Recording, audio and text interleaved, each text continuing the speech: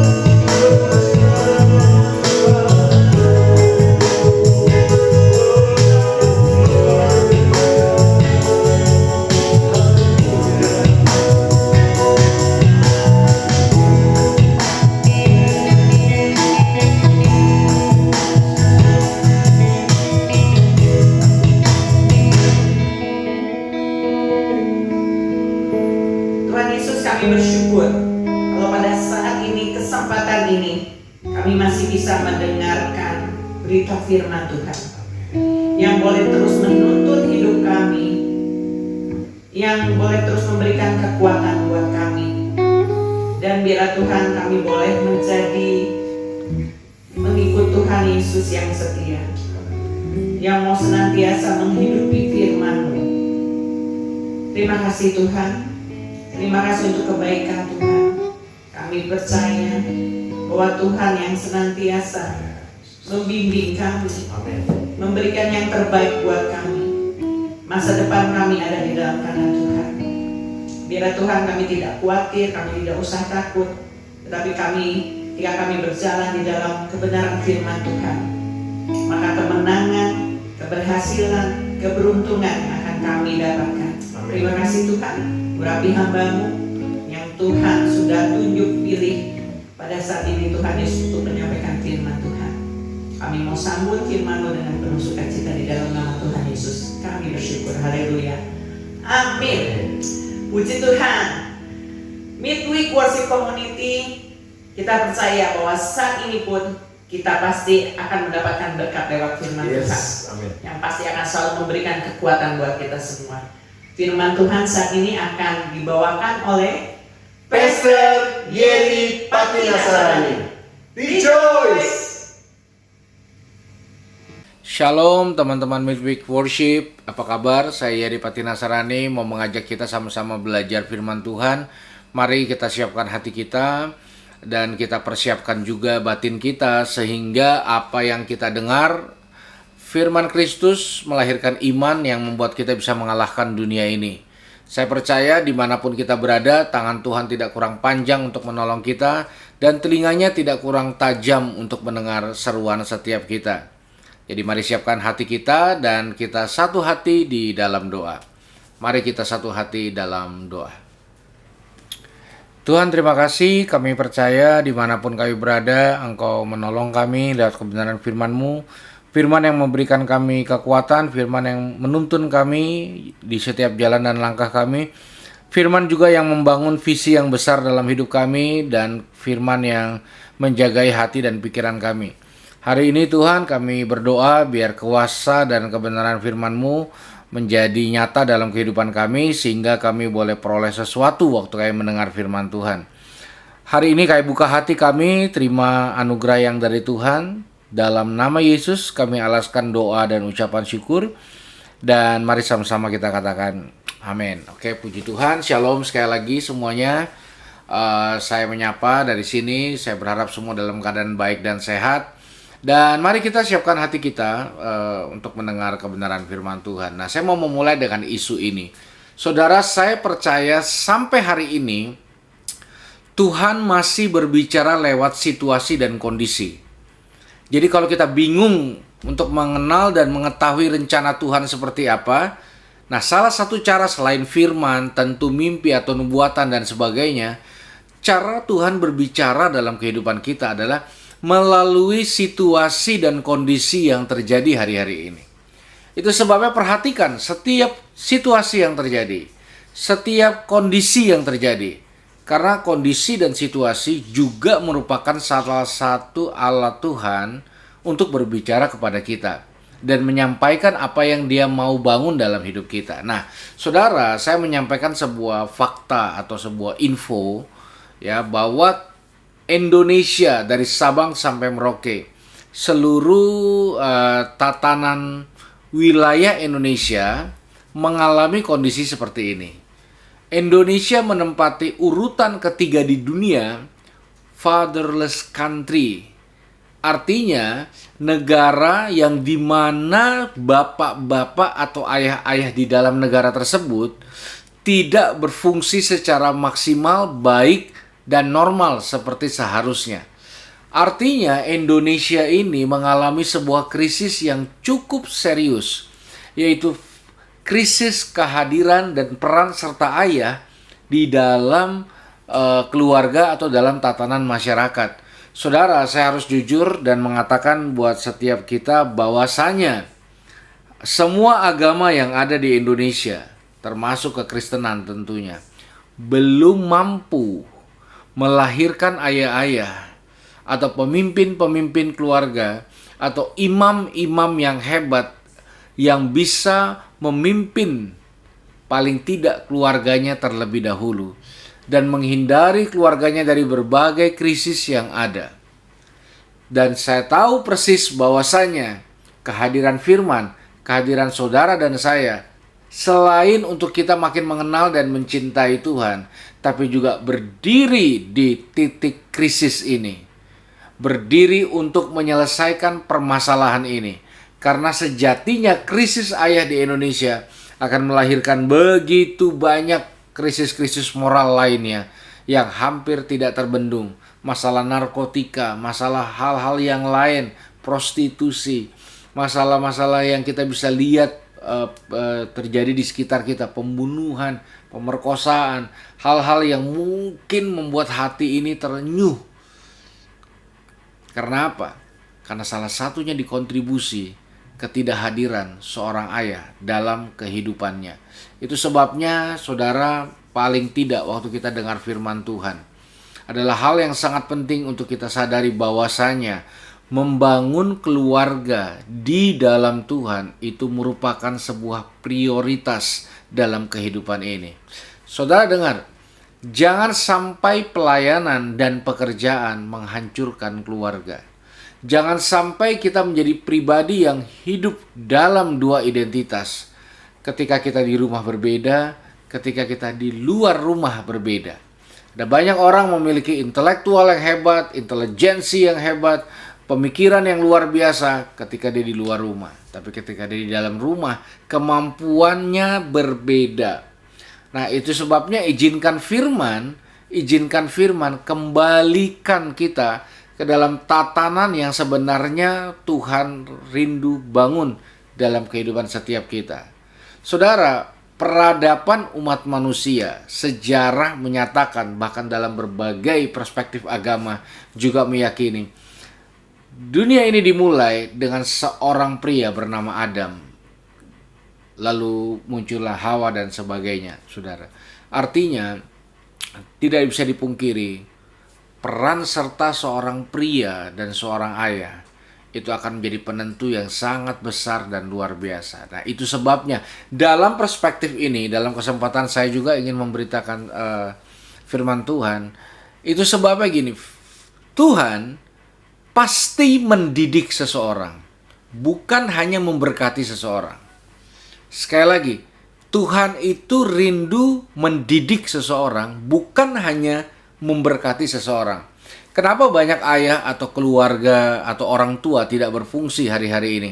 Karena begitu banyak orang hari ini membangun hubungannya dengan Tuhan hanya untuk mencari dan menikmati berkat. Jodoh, sehat, kuat, masalah selesai, dan sebagainya.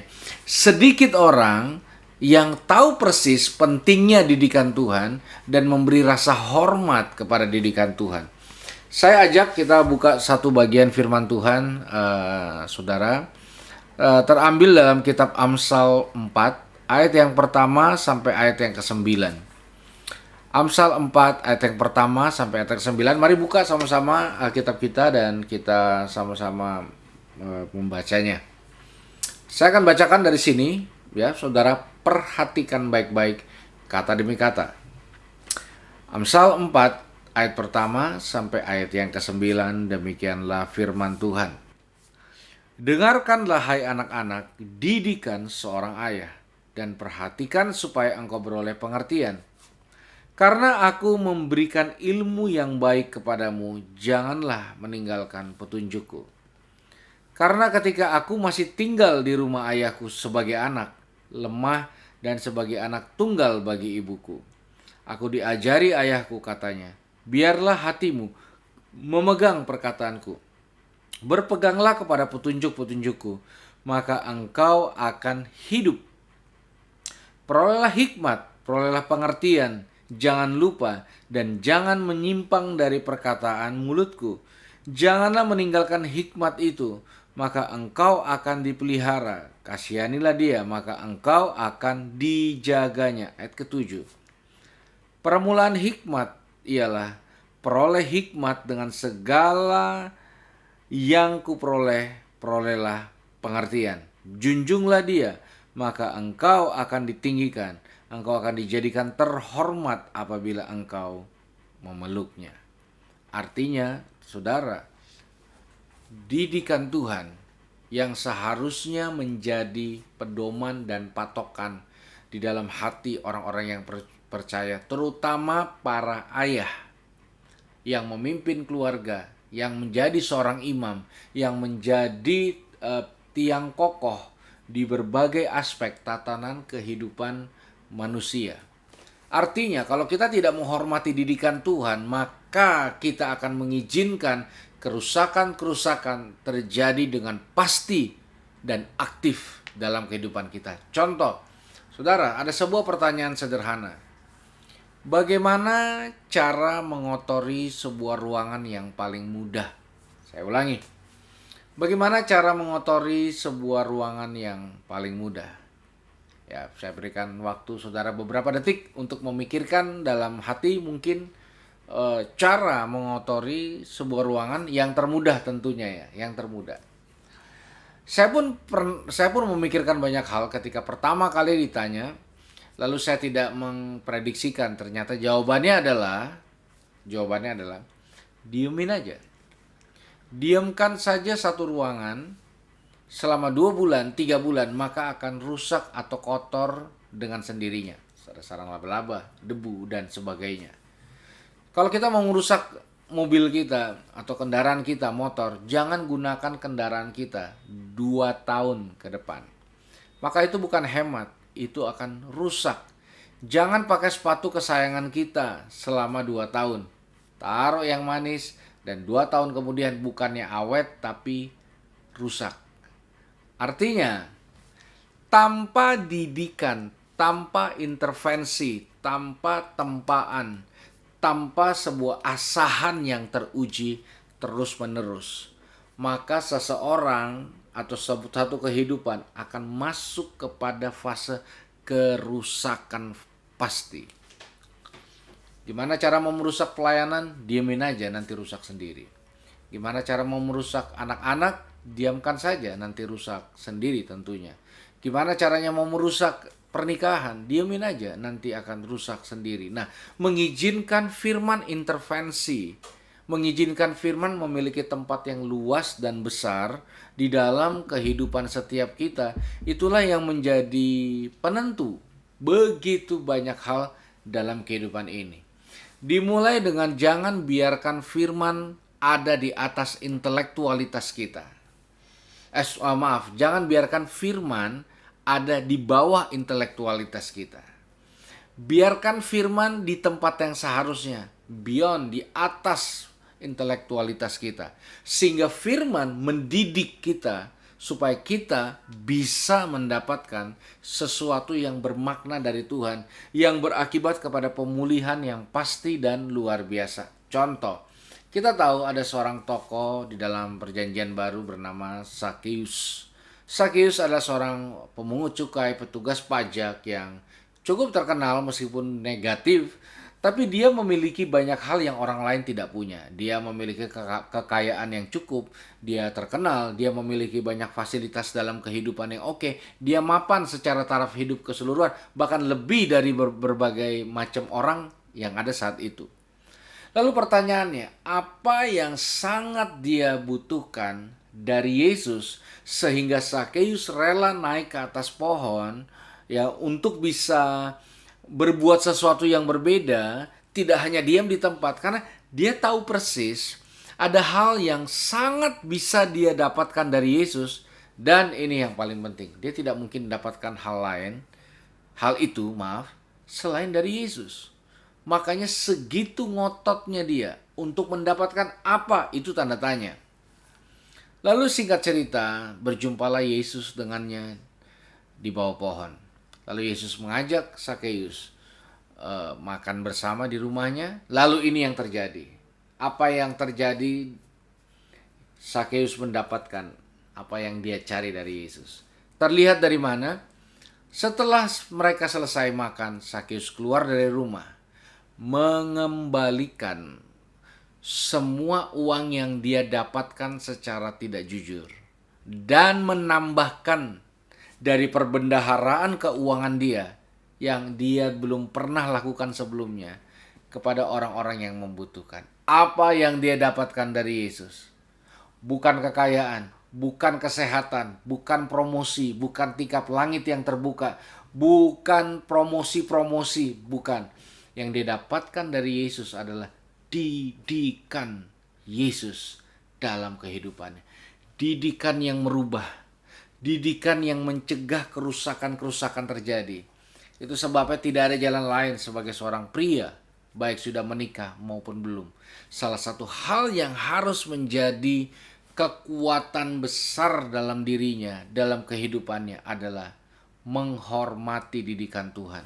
Itu sebabnya hormati penundaan, hormati pembatalan, hormati tempaan, hormati orang-orang yang melukai kita, mengkhianati kita, hormati semua bentuk perlakuan-perlakuan tidak adil yang terjadi dalam hidup kita. Hormati arahan-arahan untuk tidak menuntut balas, untuk tidak menyakiti balik, arahan-arahan untuk membuktikan diri dan sebagainya. Izinkan firman Tuhan menuntun kita di tempat yang rendah, di mana nama Tuhan akan ditinggikan di dalamnya. Izinkan orang-orang mungkin mengambil keuntungan dalam kehidupan setiap kita. Izinkan kita keluar dari semua bentuk zona nyaman kita.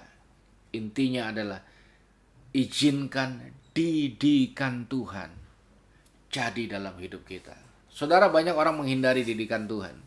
Kenapa? Karena didikan Tuhan akan membawa kita ke jalan yang sempit, bukan ke jalan yang lebar. Didikan Tuhan akan membuat kita memunculkan ketidakberdayaan kita. Nggak ada orang bisa sombong ketika dididik Tuhan. Nggak ada orang bisa belagu, nggak ada orang bisa petatang betenteng. Ketika tangan yang berlubang mulai mendidik kita dengan serius dan sungguh-sungguh. Ya, banyak orang lari dari didikan Tuhan. Banyak orang menghindar dari didikan Tuhan. Saya berdoa, siapapun yang menonton atau menyaksikan dan mendengarkan suara saya, dan hari ini sedang dididik Tuhan, izinkan sampai didikan itu selesai.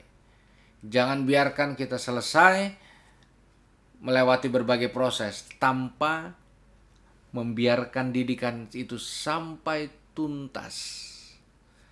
Yang jadi masalah dalam hidup ini adalah bukan permasalahan kita yang sesungguhnya, tapi bagaimana kita menghormati didikan Tuhan. Makanya fatherless country tidak akan pernah terjadi perubahan jika pria-pria hanya ingin mendapatkan yang terbaik aja. Pria-pria hanya mencari sesuatu untuk menyenangkan dirinya, pikirannya, hidupnya, kantongnya, dan sebagainya. Pria-pria takut ambil tanggung jawab yang di dalamnya ada proses yang luar biasa, di mana pria akan dibawa keluar dari zona nyaman dan masuk ke dalam didikan Tuhan yang sungguh-sungguh. Ada satu ayat lagi yang saya mau ajak kita sama-sama membacanya. Saudara, dalam 2 Samuel 12 ayat 24 sampai ayat 25. Ini ayat terakhir saya. Buka dengan saya 2 Samuel 12. Lalu lihat ayatnya yang ke-24 sampai ayat yang ke-25. Oke? Buka dengan saya. Saudara, sebelum kita baca ayat ini, Daud adalah orang yang sangat terdidik oleh Tuhan. Dia adalah laki-laki yang penuh dengan didikan Tuhan. 15 tahun lari dikejar Raja Saul, hadapi Goliat, dan masuk gua Adulam. Dia menari seperti orang gila. Gak ada yang se-ekstrim Daud sepertinya yang sepanjang saya pelajari, yang dididik Tuhan. Satu kali Daud masuk dalam fase ini. Kita lihat 2 Samuel 12 ayat 24 sampai 25. Kemudian Daud menghibur hati Batseba, istrinya. Ia menghampiri perempuan itu dan tidur dengan dia. Perempuan itu melahirkan seorang anak laki-laki. Lalu Daud memberi nama Salomo kepada anak itu. Tuhan mengasihi anak ini. Dan dengan perantara Nabi Nathan ia menyuruh menamakan anak itu Yedija oleh karena Tuhan. Jadi saudara, Daud Satu ketika dalam segala proses yang dia hadapi dengan luar biasa, akhirnya dia memiliki seorang anak. Dan dengan kematangan Daud dalam didikan Tuhan, dia berikanlah nama anak laki-lakinya adalah Salomo, yang artinya Tuhan memberkati, the blessing one, yang diberkati Tuhan. Nama itu penting. Ada orang-orang yang dirubah namanya sama Tuhan dan masa depannya juga berubah. Simon Petrus, betul? Yakub, Israel, dan sebagainya. Dirubah namanya. Nah, di dalam memberikan nama tentulah Daud memberikan juga satu doa supaya anaknya ini bisa bertumbuh dalam berkat Tuhan. Lalu apa yang terjadi? Banyak orang tidak tahu bagian dari ayat ini. Jadi saya coba sampaikan pelan-pelan. Saya berdoa saya bisa menyampaikan juga dengan baik kepada saudara sekalian. Dan ayat 25. Dengan perantaraan Nabi Nathan, ia menyuruh menamai anak itu Yedija, oleh karena Tuhan. Nah, Salomo bukanlah nama yang diinginkan oleh Tuhan. Saya ulangi, Salomo bukanlah nama yang diinginkan oleh Tuhan. Kita tahu sekarang nama Salomo itu terkenang, Sulaiman dan sebagainya. Seorang raja. Dan apakah Daud mentaati perintah Tuhan kali ini dalam urusan memberikan nama kepada anak? Daud tidak taat. Yang Tuhan inginkan adalah Yedija, bukan Salomo. Biasanya Tuhan tuh ngomong langsung sama Daud, tapi kali ini tidak. Dia utus seseorang untuk memberitahukan pada Daud bahwa jangan kasih nama Salomo. Berikan dia nama Yedija, yang artinya the beloved of Jehovah. Ini perhatian baik-baik, ini sangat penting. Sangat-sangat penting. Kenapa Daud menolak nama Yedija? Dan dia langgar Tuhan, dia tetap menggunakan kata Salomo untuk anak laki-lakinya. Karena ada arti dari kata Yedija. Yedija artinya the beloved of Jehovah. Anak yang kukasihi dan kudidik dan kuhajar dengan cinta. Seperti ada nas tertulis, barang siapa kukasihi, ia kutegur dan kuhajar. Betul? Artinya, Tuhan mau mendidik Yedija seperti dia didik Raja Daud. Tapi Daud sebagai seorang ayah menolak didikan itu. Dia menolak didikan itu dan dia membiarkan namanya tetap Salomo. Artinya dia tidak mau anaknya ini diproses seperti dirinya. Dia tidak mau anaknya ditempa seperti dirinya. Dia mau anaknya menikmati hanya blessing dan berkat aja. Kalau mau jujur, akhir hidup Salomo berbeda dengan Daud. Ya, Salomo membangun bait buat Allah, tapi dia melakukan banyak hal kekejian yang melukai hati Tuhan. Dia melakukan banyak hal yang tidak berkenan juga di hadapan Tuhan. Akhir hidup Salomo beda, karena beda proses dan beda hasil. Kita nggak pernah bisa melihat perubahan besar dari isu-isu yang terjadi. Narkoba, prostitusi online, perceraian, kekerasan pada rumah tangga, anak putus sekolah. Kita nggak akan pernah bisa lihat perubahan signifikan di sektor manapun, kecuali kita mulai belajar, bergerak untuk menghormati didikan Tuhan. Didikan yang kadang-kadang membuat air mata kita berderai, yang membuat ketidakberdayaan kita muncul, yang membuat mungkin kita berkabung dalam hati dan batin kita, yang membuat kita mungkin menangis di saat orang lain sedang tertawa dan bahagia, yang membuat kita akan rasa tertuduh, terhina. Tapi semua bentuk didikan Tuhan tidak akan pernah menghasilkan sesuatu yang biasa-biasa. Didikan akan melahirkan seseorang yang tangguh, kuat, tidak cengeng, tidak baperan, yang sebenarnya itu yang dibutuhkan hari-hari ini. Secara khusus bagi seorang pria dan seorang ayah dalam kehidupannya. Mari kesempatan kali ini beri ruang yang luas untuk didikan Tuhan. Jangan biarkan kita manja, jangan biarkan kita mengikuti jejak-jejak yang salah. Karena Alkitab berkata ada jalan yang disangka orang lurus, ternyata ujungnya adalah maut. Kesempatan ini adalah ikuti didikan. Jangan cuma ikuti berkat.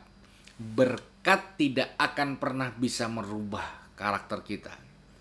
Berkat tidak akan pernah bisa menghindari kita dari kerusakan-kerusakan pasti yang akan terjadi. Kalau kita mau membangun karakter, kalau kita mau mencegah kerusakan-kerusakan terjadi dalam kehidupan setiap kita, maka yang harus dilakukan adalah persiapkan hati dan batin kita untuk setiap bangun pagi belajar menghormati yang namanya didikan Tuhan. Sekali lagi, sehingga kita bukan menjadi pribadi yang manja, gampang menyerah, gampang ngambek dan sebagainya, tapi kita menjadi pribadi yang kuat, yang kalau ditampar pipi kanan tidak akan keberatan untuk memberikan pipi kirinya, sekalipun rasa sakit hebat terjadi ketika kita ditampar pipi kanan. Kita tidak akan keberatan untuk terlebih berbahagia memberi daripada menerima.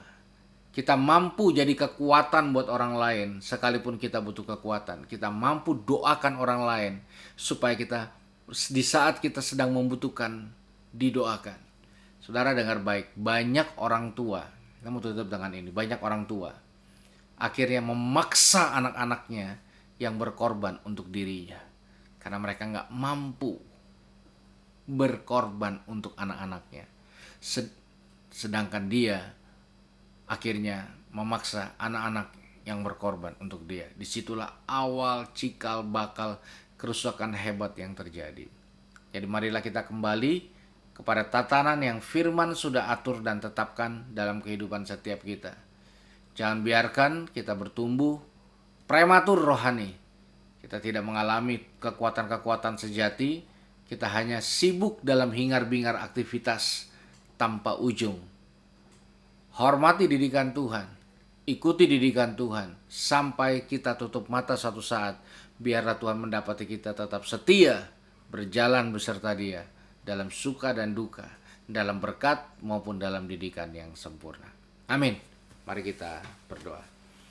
Tuhan, terima kasih dimanapun kami berada. Kalau hari ini ada di antara kami yang dididik oleh Tuhan, mengalami didikan yang hebat, kami berdoa biar saat ini tangan Tuhan menolong kami, tangan Tuhan menyertai kami. Dimanapun kami berada, ajar kami untuk terus menjadi anak-anak Tuhan yang kuat, yang hebat, yang tentu menghormati didikan-Mu. Didik kami seperti yang Kau ingini Tuhan. Dan menyerahkan hidup kami dalam nama Yesus kami alaskan doa dan ucapan syukur. Haleluya. Mari sama-sama kita katakan amin. Thank you semua. Tuhan Yesus memberkati. Sampai ketemu lagi. Shalom.